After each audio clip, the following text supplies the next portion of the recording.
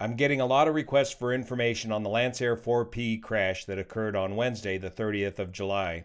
The aircraft was on its second leg of a round-the-world flight. This circumnavigation started at the Oshkosh Air Venture 2025, and the pilot was 44-year-old N 49BX.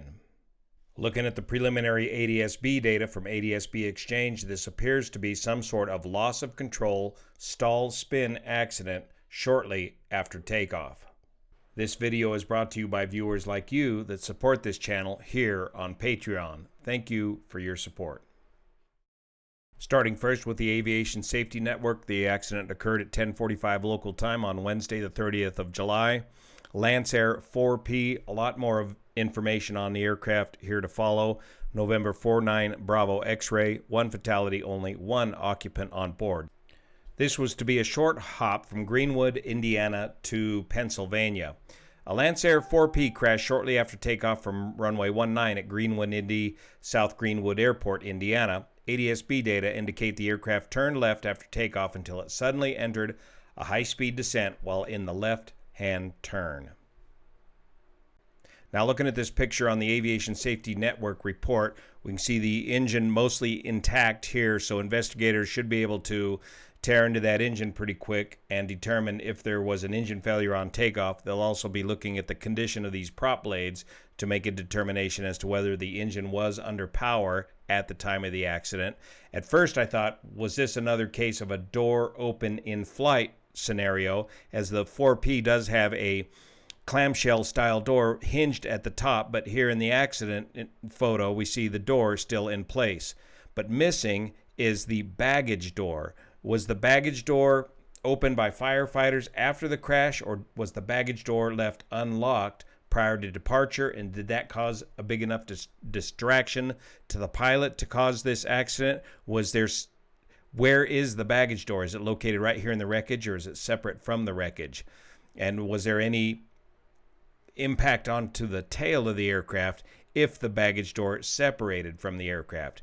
All these sort of answers hopefully will be able to be answered quickly by the NTSB in a preliminary report.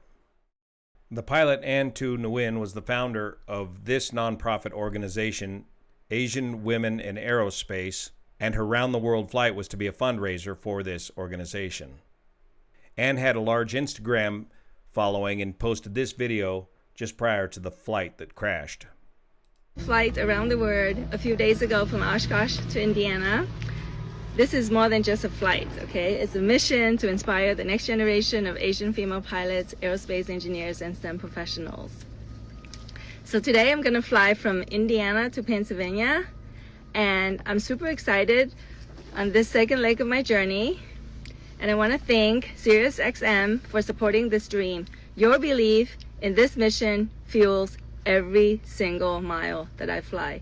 And to everyone else watching, I need your help to keep me going. Please support my next leg by donating to my GoFundMe page. Every bit helps me get closer to making history and lifting up the next generation of aviators. Let me see if I can get my applets in. It's stuck. And I'm super excited. Wish me luck. Thank you. And I will see you in Pennsylvania, and let's keep flying forward together. See if I can get my tie back in.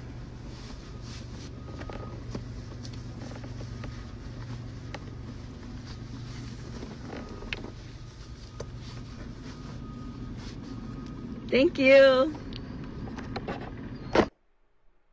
Anne was a very experienced pilot, had several years experience in the Lancair 4P, and flew Boeing 767s for her day job. And according to Anne's Facebook page, the Asian Women in Aerospace and Aviation Facebook page, it looks like she's had November 49 Bravo X-ray since at least 2021. And it looks like she's been coming to Oshkosh pretty routinely since 2021 to support her dream of a round-the-world flight and her aviation foundation.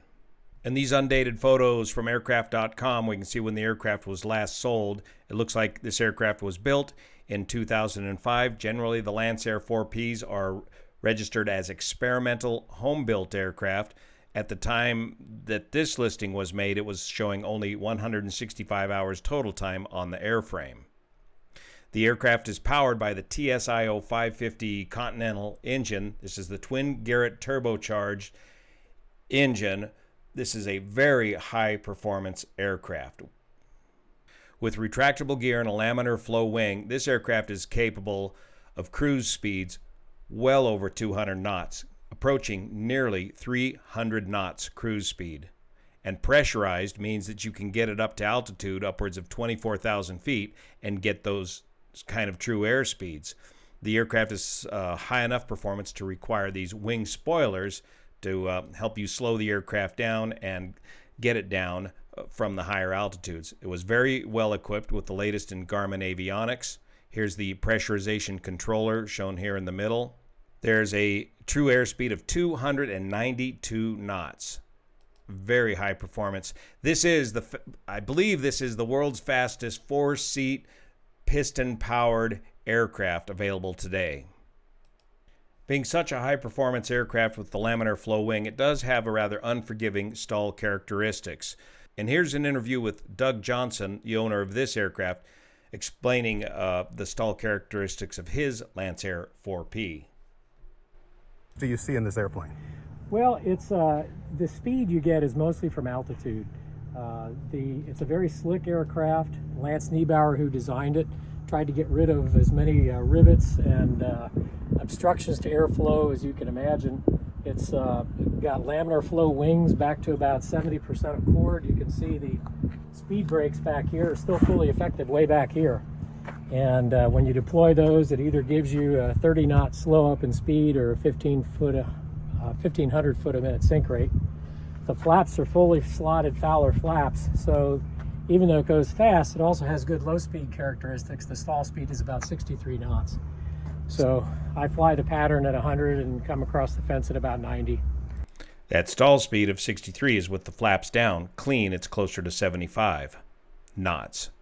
And what's your normal cruise at, say, 10,000 and 17,000? Yeah, about 10,000, and I booked for about 220 knots. And at 24,000, at 65% lean of peak, I drew out about 260 some knots. 75% rich of peak at flight level 240. When the engine was new anyway, it was about 291 knots true. Oh my goodness. Yeah, so that's outstanding. It's pretty quick at the time. But here's where he explains a bit about the stall characteristics and the stall strip that you need to have added to the aircraft. What's the stall characteristics like? The stall is not very forgiving. That is something you need to. I fly this once a week to keep on top of it. Mm-hmm. It flies really well until it doesn't, and when it doesn't, it really starts to come down hard. One other thing I'll show you, before I made a modification, the Lancair 4s were known for a stall. They'd immediately whip over onto their back from the right wing. And fortunately never got that far, but a series of experiments in Australia showed if you put this one little stall fence on there, or stall strip, that basically makes both wings stall at the same time. So now when it stalls straight ahead. So, are they differentiated in the distance from the root? No, it's all 8. It's about a foot long, and it's about 24 inches out from the. On both sides. Just one side. You only need it on this one side. Oh, just on this side. Yeah, to keep it. Yeah, the stall strip just on one side so that the wings stall more symmetrically instead of one wing stalling well ahead of the other. Now both wings stall at more likely the same time, giving you a more predictable stall characteristic to the aircraft. So it'll be important for investigators to make sure, was this stall strip installed in the accident aircraft? By the way, while we're looking at this, here's the clamshell style door open, and here is the baggage door area in the closed position.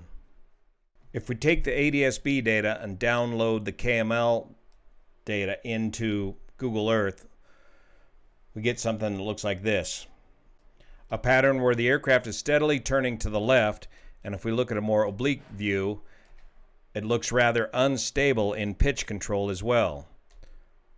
We see an initial climb, a big dip right here in the climb out, a big steep increase in pitch over here, and then a loss of control presumably stall spin occurring somewhere right in here.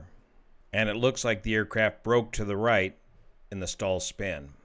So if we break down the data step by step, we're looking over here at the baro altitude and the rate of climb or descent right here. We see the aircraft well off to the left of center line as soon as the data picks up at 900 feet and 104 knots, climbing out at just 640 feet per minute, and then picking up, well, descending on down to 875 feet and only climbing at 448 feet per minute. Now we've got 107 knots, 925 feet, climbing at 1,024 feet per minute. This sort of rate of climb, this is more typical of the kind of rate of climb you can get out of these aircraft. I mean, normally you can get rates of climb exceeding 2,000 feet per minute. 109 knots, 975 feet, 960 feet per minute. Now we're going down again, minus 64 feet per minute at 111 knots at 1,000 feet. And of course, these are all ground speeds and ADSB altitudes, and they'll all have to be corrected. A negative 384 foot per minute, in other words, a 384 foot per minute rate of descent at 1,000 feet and 111 knots. So unstable in pitch here. Now we're back to climbing 960 feet per minute at 105 knots. We're not accelerating much. The turn is tightening up much tighter. Ground speed now down to 94 knots. Vertical rate of climb 1,344 feet per minute.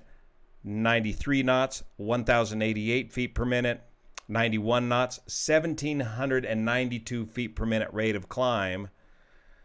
And then there's a bit of a gap in the data, and we're down to 65 knots, which is below the clean configuration stall speed of the aircraft, at 1,200 feet, and going downhill at 768 feet per minute, and then 1,700, close to 1,800 foot per minute rate of descent here at the last.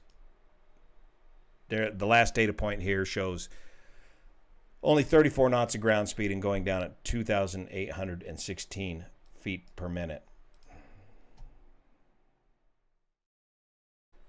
So what caused Anne to lose control of her Lancair 4P aircraft? Investigators should be able to figure this out.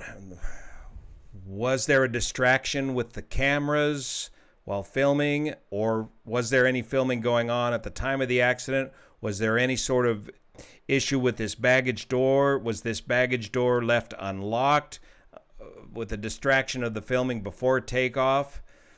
Or was there some sort of an engine failure on takeoff that caused this? All of this, investigators should be able to get some answers out pretty quickly, hopefully in a preliminary report soon, as to what sort of configuration they found this aircraft in at the time of the accident.